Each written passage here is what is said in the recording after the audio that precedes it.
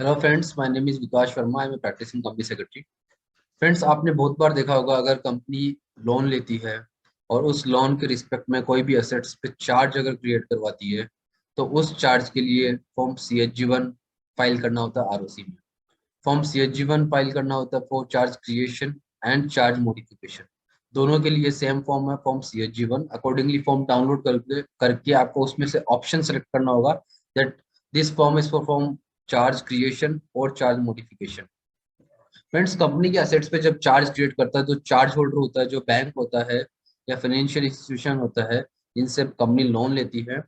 Bank आपसे demand करती है कि आप फॉर्म CHG-1 फाइल करो। CHG-1 फाइल करने के बाद में आपके पास एक सर्टिफिकेट आता है, that is certificate of registration of charge. Friends, registration होने के बाद में उस चार्ज को आप मॉडिफाई भी कर सकते हो। अगर आपका चार्ज अमाउंट बढ़ा है या लोन अमाउंट में कुछ आपका लोन अमाउंट अगर इंक्रीज हुआ है या डिक्रीज हुआ है, तो अकॉर्डिंगली आप चार्ज मॉडिफाई भी करवा सकते हो। वो जो चार्ज आईडी आपको मिलता है उसको आप मॉडिफाई भी करवा सकते हो। मॉडिफिकेशन के बाद में काफी बार प्रॉब्लम्स ये आती है कि वो चार्ज का जो पेमेंट है वो कंप्लीट होने के बाद भी चार्ज एमसीए पे ओपन दिखाई देता है। एमसीए मीन्स, अगर आप मार्कसेटा में जाके किसी भी कंपनी की डिटेल देखते हो तो वहां पे चार्ज ओपन दिखाई देता है व्यू इंडेक्स ऑफ चार्जेस। तो फ्रेंड्स, वहां डायरेक्टर्स कंफ्यूज होते हैं कि हमने पेमेंट कर दिया बैंक को और बैंक ने हमें एनओसी दी, बट अभी भी ये चार्ज ओपन क्यों है। बैंक ने ये काम बैंक ने ये यहाँ पे फॉर्म CHG-4 फाइल करके इस चार्ज को क्लोज क्यों नहीं करवाया। तो फ्रेंड्स, यहाँ पे मैं बता देना चाहता हूँ कि बैंक की तरफ से जो फॉर्म CHG-4 है, वो बैंक प्रोफेशनल्स को डिमांड करता है या कंपनी का जो भी प्रोफेशनल उनसे डिमांड करता है कि आप CHG-4 फॉर्म को फाइल कर दीजिए, जिससे आपका जो चार्ज है वो ओपन से क्लोज हो जाए। तो फ्रेंड्स, ये जैसे ही एनओसी मिलती है कंपनी को, तो 30 डेज के अंदर अंदर फॉर्म CHG-4 फाइल होना मैंडेटरी है। और वो जैसे ही फॉर्म फाइल होगा, आपका CHG-4 फाइल होने के बाद ही वो ओपन चार्ज से क्लोज चार्ज होगा। तो स्टेटस उसका तभी चेंज होगा जब फॉर्म CHG-4 फाइल करे। अब यहाँ CHG-4 फॉर्म में किस तरह की क्वेश्चंस रहते हैं, किस तरह के पॉइंट्स रहते हैं, जो हम अभी एक स्क्रीन शेयर करके राइटअप के थ्रू आपको एक्सप्लेन करते हैं। Friends, form CHG-4, first point is legal provisions with respect to form CHG-4।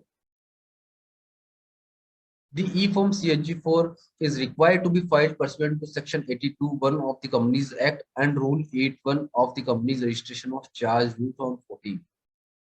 What is Section 82? A company is required to give intimation to the registrar in the form CHG-4 on the payment or satisfaction in full of any charge registered with ROC within a period of 30 days from the date on such payment or satisfaction. Friends, जब NOC मिलता है company को, तो उसका जो payment company करती है तभी जाके एनओसी मिलती है। और उस एनओसी को आपको फॉर्म CHG-4 में फाइल करना मैंडेटरी है। उसके बाद ही आपका ओपन चार्ज से क्लोज चार्ज का स्टेटस चेंज। तो फ्रेंड्स, यहाँ पे साफ साफ बताया गया है कि company is required to give intimation to the ROC in form CHG-4 on the payment और satisfaction in full of any charge registered with the ROC. Friends, काफी बार होता है कि एनओसी आपको मिल जाती है, लेकिन तब पता चलता है ये चार्ज क्रिएट ही नहीं हुआ।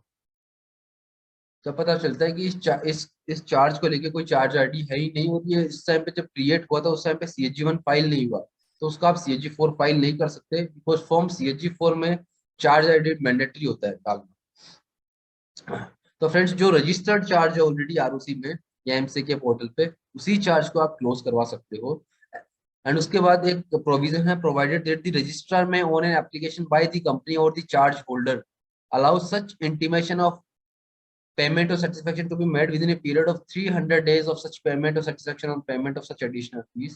30 डेज में अगर आप नहीं करते हो, 300 डेज में भी कर सकते हो CHG-4 फाइल, बट उसके लिए आपको एडिशनल फीस पे करनी होती है। What is the main agenda of Form CHG-4? Every company shall intimate to the ROC of the payment or satisfaction in full of any charge relating to the company within 30 days from the date of such payment or satisfaction। तो friends, form CHG-4 है, that is for satisfaction of the charge. And वहां जो bank की तरफ से आपको NOC मिलता है वो आपको अटैच करना मैंडेटरी है इस फॉर्म में।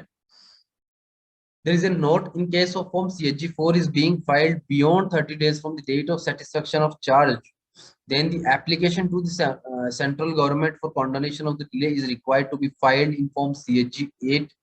After filing this form, and This form will be processed by the registrar office after filing order for approval for condonation of delay in e-form INC 28. Friends इस note का यहाँ importance ये है कि CHG4 अगर आप 30 days के बाद फाइल करते हो तो उसके लिए उसके फाइल करने के बाद में आपको एक फॉर्म INC 28 भी फाइल करना होगा for the condonation of the delay, कि हमारी तरफ से डिले हुआ है 30 डेज में हमने फाइल नहीं किया, तो फॉर्म INC 28 फाइल करना मैंडेटरी है। वो फॉर्म का अप्रूवल होने के बाद ही CHG4 पे एक्शन लिया जाएगा। तो इसका मतलब यह है कि CHG form is not an STP approval automate form, मतलब स्ट्रेट थ्रू प्रोसेस नहीं है। ये फॉर्म जो है वो रजिस्ट्रार अप्रूव करता है by taking consideration all the attachments and the form that you had filed. That is charge ID number. Next point is charge ID number. Charge ID is the 8-digit number which company had received during the time of charge creation by filing the form CHG1 with the ROC. तो friends जो charge ID आपको put करनी होती है form CHG4 में, वो charge ID तभी आपको मिलेगी अगर उसके रिस्पेक्ट में चार्ज क्रिएटेड है already. Who is the applicant for filing CHG4? The company or the charge holder. That is bank or financial institution, both can file form CHG4 to ROC for satisfaction of the charge. अगर form CHG4 काफी बार ये माना जाता है कि company file करती है या कंपनी का कोई प्रोफेशनल फाइल करता है, तो वो जो बैंक है, बैंक भी 30 डेज के अंदर फॉर्म CHG4 फाइल कर सकता है by affixing the DSC of the charge holder, date of satisfaction of the charge.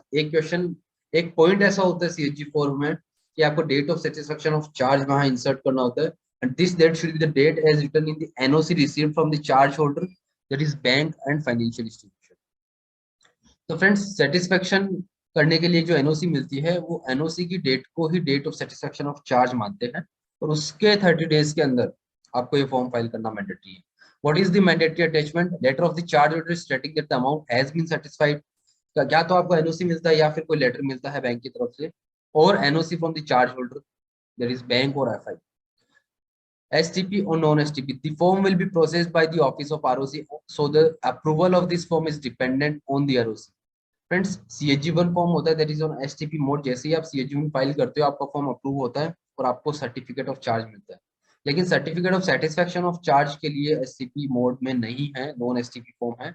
आपका फाइल होने के बाद में रजिस्ट्रार पे डिपेंड करता है कि दैट फॉर्म इज ओके और not, whether all the attachments are attached और not, whether NOC is proper और नॉट, उसके बाद ही आपको अप्रूवल मिलता है।